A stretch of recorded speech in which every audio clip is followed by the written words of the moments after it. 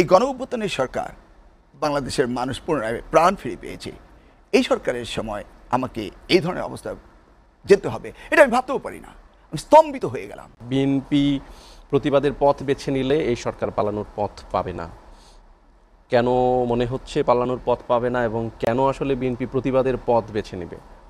ধন্যবাদ আপনাকে। আমাদের নেতা গয়েশ্বর দাদা যেটা বলেছেন আমি মনে করি সর্বোপরি সত্য কথা বলেছেন।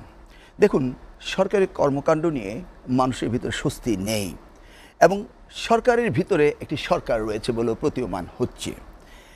দেখেন, কেউ কেউ বলছে, এই উপদেষ্টারা বলেছিল যে এই সরকার 5 বছর নয় 50 বছরের জন্য থাকা প্রয়োজন। এগুলি প্রধান উপদেষ্টা নিজেই বলে এসছেন বিদেশি মিডিয়াতে। হ্যাঁ, তারপরে দেখুন প্রধান উপদেষ্টা যখন বললেন নির্বাচন নিয়ে তিনি শঙ্কিত, ঠিক তার 24 ঘন্টা না পেরোতেই তার মুখপাত্র তিনি বলে বসলেন না, কোনো রকম শঙ্কা তাদের নেই। এই যে কথাগুলো বলছে এর ভিতরে একটা ষড়যন্ত্রের আভাস পাওয়া গেছে। আমি একটা ইনসিডেন্টের কথা আপনাকে বলতে চাই। গত বৃহস্পতিবারে আমি থাইল্যান্ড যাচ্ছিলাম, অর্থাৎ আমি সেইখানে আমার চিকিৎসারত ছিলাম। হঠাৎ 26 তারিখে বাংলাদেশে আমাকে ডেকে আনা হলো যে আমাদের পার্টির অ্যাক্টিং চেয়ারপারসন যারা প্রত্যাশী তাদের সাথে বসবেন। আমি 25 তারিখে রাত্রে এসে 26 তারিখ মিটিং করে আবার যাচ্ছিলাম 30 তারিখে আমার ডাক্তারের অ্যাপয়েন্টমেন্ট পূর্ব নির্ধারিত।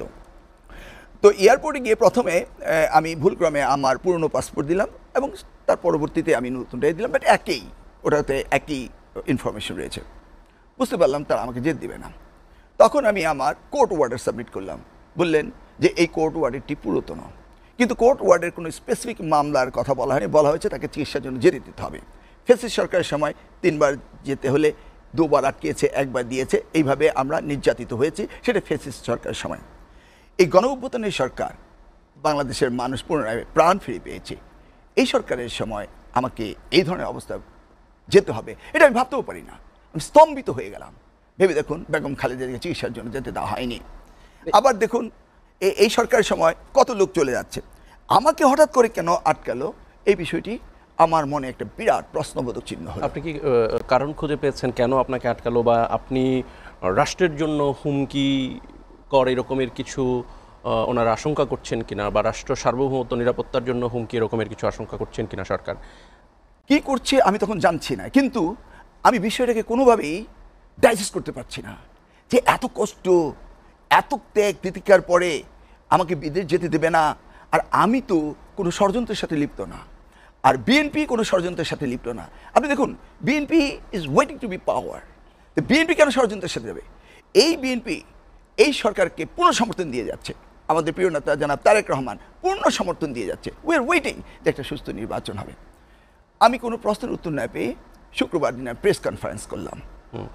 প্রেস কনফারেন্স করার পরের দিন আমার দেশ পত্রিকা আর কয়েকটি পত্রিকায় দেখলাম যে বিশাল করে নিউজ আসলো যে সরকার হটানোর ষড়যন্ত্র চলছে। এদিকে এহসানুল হক মিলন করছে। হ্যাঁ, এখন কোশ্চেন হচ্ছে সরকার হটানোর ষড়যন্ত্র বিএনপি কেন করতে যাবে? এবং যেই লোকটির নাম সেখানে উল্লেখ করা হলো, নিশ্চয়ই সরকার এজেন্সি রয়েছে, সেই লোকটিকে চেনে না যুক্তরাষ্ট্রে থাকে এমন লোক নাই। একটি ইন্টারন্যাশনাল বাটপার, ওর নাম হলো এনায়েত করিম। আপনার মনে আছে কিনা, জলিল ট্রাম্প কার্ড বিএনপিকে ক্ষমতাচ্যুত করবে, এই আওয়ামী লীগের দোসর হয়ে এই ব্যক্তিটি বাংলাদেশে এসেছিল এবং পরবর্তীকালে আমাদের জোট সরকারের সময় কোনো একটা সময় তাকে অ্যারেস্ট করা হয়েছিল। তাহলে সেখানে রেকর্ড রয়েছে কে? এরপরে দেখুন এই লোকটি নাকি ঢাকায় এসছে এবং সে সরকার পতন ঘটাবে এবং তাকে অ্যারেস্ট করা হয়েছে। সে তার ক্যাবিনেট ফর্ম করার জন্য কিছু লোকের নাম লিখেছে, সেইখানে আমাদের কয়েকজনের নাম আছে নিশ্চয়ই, সেই জন্য আমাদেরকে ষড়যন্ত্রের সাথে জড়িত বলে আখ্যায়িত করা হয়েছে। এই যে ক্যারেক্টার অ্যাসাসিনেশন করা হচ্ছে বিএনপির, কাউকে বলা হয় রর সাথে সংযোগ, কাউকে বলা হয় এনায়েত করিমের সাথে সংযোগ। আচ্ছা, এই যে বিএনপির উপদেষ্টা মণ্ডলীর সদস্য হতে শুরু করে ঐক্য কমিশন বা মেক্সিকোর অ্যাম্বাসেডার, সকলেই এই এনায়েত করিমকে চিনে যারা নিউ ইয়র্কে বসবাস করেছে।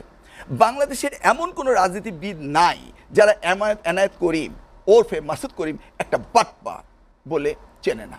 তারপরে অ্যারেস্ট করার পরে প্রথম আলো তার ডিটেলস লিখেছে যে সে কত বড় বাটপার এবং কিভাবে এখানে এসে এই কাজগুলো করে। সেই সাথে আমার দেশ পত্রিকাও তার চরিত্র সম্বন্ধে লিখেছে। আচ্ছা, যেই লোকটি ইন্টারন্যাশনাল বাটপার, যেই লোকটি এখানে সে বাটপারি করেছে, তার র কানেকশন রয়েছে, সে সিআইএ এজেন্ট বলে দাবি করেছে, সেগুলি সব ভুয়া। এইটা জানার পরে কেন আমাদের ইন্টেলিজেন্স ডিপার্টমেন্ট এই বিষয়টিকে গুরুত্ব দিয়ে আমাদেরকে আমাদের চরিত্র হরণ করলো এয়ারপোর্টে গিয়ে? তাহলে কি আমি বলতে পারি না এই মুহূর্তে এই কথাটি বলা মানে নির্বাচনকে বিভ্রান্তির মুখে ফেলে দেওয়া, এটিকে একটি গভীর ষড়যন্ত্র না? তারপর আপনি দেখুন হিসাব করে, আমি এহসানুল হক মিলন কোনোদিন কোনো ষড়যন্ত্রে জড়িত না। আচ্ছা, বর্তমান ইন্টেলিজেন্স তো পেগাসাস রয়েছে, ইসরায়েল থেকে ইম্পোর্ট করা। আমি কি কোনোদিন তার সাথে টেলিফোনে কথা বলেছি? না সেই কল করেছে, না কোনো টেক্সট মেসেজ দিয়েছি, না কোনো মিটিংয়ে গিয়েছি। Is there any documents? Without having any documents, আমার মতো একজন ব্যক্তিত্ব যে আমি রাজনীতি করেছি সঠিকভাবে এবং দুর্নীতি, ঘোষ বা টাকা পাচার বা কোনো অন্যায় এর কোনো রেকর্ড বাংলাদেশে কেউ দেখাতে পারবে না। এমনকি আমার প্রতিপক্ষ ডক্টর মহিউদ্দিন খান আলমগীর আমাকে ছেঁচড়া মামলা দিয়ে 3.5 বছর জেল খাটিয়েছে, কিন্তু একটি দুর্নীতির মামলা করতে পারেনি। প্রত্যেকটি দুর্নীতির মামলাও অশুদ্ধ, কিন্তু আমাকে সে প্লটও তৈরি করতে পারেনি। সেই আমি নিখুঁত একজন দেশপ্রেমিক লোক, আমেরিকান সিটিজেনশিপ ছেড়ে এই দেশে রাজনীতি করছি, সেই জায়গায় এই মাসুদ করিমের সাথে আমার সংশ্লিষ্ট করলো।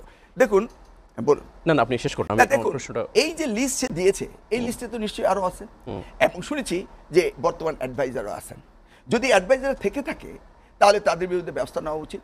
আর নাম দিলেই যে তারা আছেন, হাউ দে বিলিভ? কারণ আমার সাথে যোগাযোগ নাই, আমার নাম তো দিয়েছে। পত্রিকায় দেখেছি তিনি রাষ্ট্রপতির সাথেও দেখা করেছেন। তাহলে রাষ্ট্রপতির সাথে মাসুদ করিম দেখা করেছে, তাহলে এই এজেন্সি রাষ্ট্রপতির ব্যাপারে কি কথা বললো? তাহলে কি গভীর কোনো ষড়যন্ত্র চলছে নির্বাচন বানচাল করা, না দেশকে কোন পথে নেওয়া? আজকে আমার কাছে এই প্রশ্নটি এই সরকারের কাছে ছিল, কিন্তু সরকার এখনো সদুত্তর দেয়নি। আমি জানি না কতজনের নাম রয়েছে, কিন্তু এই ষড়যন্ত্র কি এই সরকার প্রলং করা, না এই সরকারকে ড্যামেজ করা, না আগামী দিনে বিএনপিকে ধ্বংস করা? এবং বিএনপি চরিত্র হরণ করার জন্য এই মতলবি নিয়ে এই সরকারের যে কোনো এজেন্সি এই কাজ করছে। এই জায়গাটায় কি আপনাকে একটু মানে এটি স্বাভাবিকভাবে গতকাল আমরাও যখন খবরটি দেখলাম আমরাও একটু হিসাব মিলাতে আমাদের জন্য কঠিন হয়ে গেছে, যেখানে 5 আগস্টের পরে চিহ্নিত দুর্নীতিবাজ, হত্যা মামলার আসামি এবং হাজার হাজার কোটি টাকা পাচারকারীরা যখন অবলীলায় এই এয়ারপোর্টের ভিআইপি লঞ্চ দিয়ে পার হলেন, তখন ইন্টেলিজেন্স কিছুই করলেন না। আর আপনি আনম এহসানুল হক মিলন, সাবেক শিক্ষা প্রতিমন্ত্রী, এনায়েত করিমের একটা নোটবুকে নাম থাকার কারণে আপনাকে এয়ারপোর্ট থেকে ফেরত পাঠালো, আপনার উপরে নিষেধাজ্ঞা বাইরে যাওয়া, এটা কি একটু আপনাকে বিস্মিত করে না? বিস্মিত মানে আমার হৃদয়ের রক্তক্ষরণ হয়েছে। এই গণ অভ্যুত্থানের পর এই সরকার এসে এইভাবে, আর আমি কি পালিয়ে যেতাম? আমি তো ফেরত আসতাম, আমি তো আসছি, মানে এইটুকু স্বাধীনতা নেই। তো এই সরকারের সাথে ফ্যাসিস্ট সরকারের পার্থক্যটা কোথায় দেখলাম আমি?